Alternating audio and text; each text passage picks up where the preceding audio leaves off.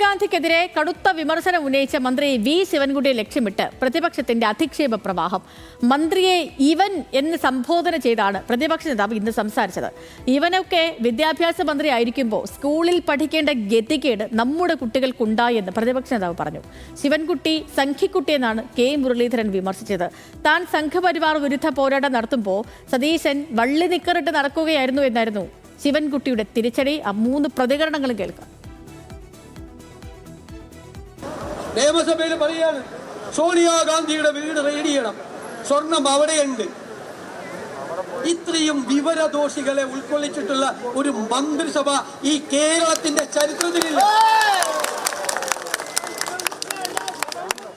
ഇവരെ പോലത്തെ ആളുകൾ മന്ത്രിമാരായിരിക്കാൻ യോഗ്യതയുള്ളവരാണോ?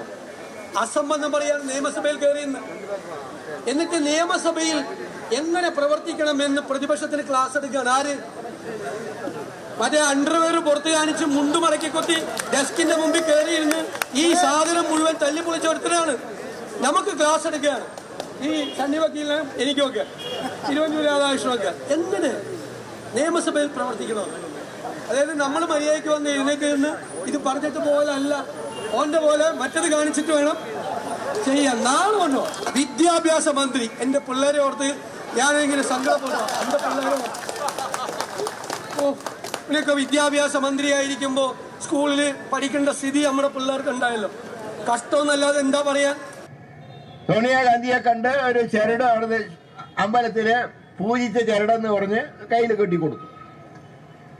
അതിനാണ് നമ്മുടെ സംഘിക്കുട്ടിയായിട്ടുള്ള ശിവൻകുട്ടി പറഞ്ഞത് അത് സ്വർണത്തിന്റെ നൂലാണ്. ഇയാൾക്ക് സ്വർണവും സാധാരണ ചരടും കണ്ട തിരിച്ചറിയില്ലേ ഈ സംഘിക്കുട്ടിക്ക്?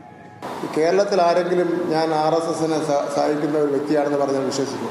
ഞാൻ RSSനെതിരായിട്ട് ഇഞ്ചിന് പോരാട്ടം നടത്തിക്കൊണ്ടിരിക്കുന്ന അവസരത്തിലൊക്കെ തന്നെ സതീശൻ വള്ളി നിക്കർ ഇട്ടുകൊണ്ട് സ്കൂളിൽ പഠിക്കുക.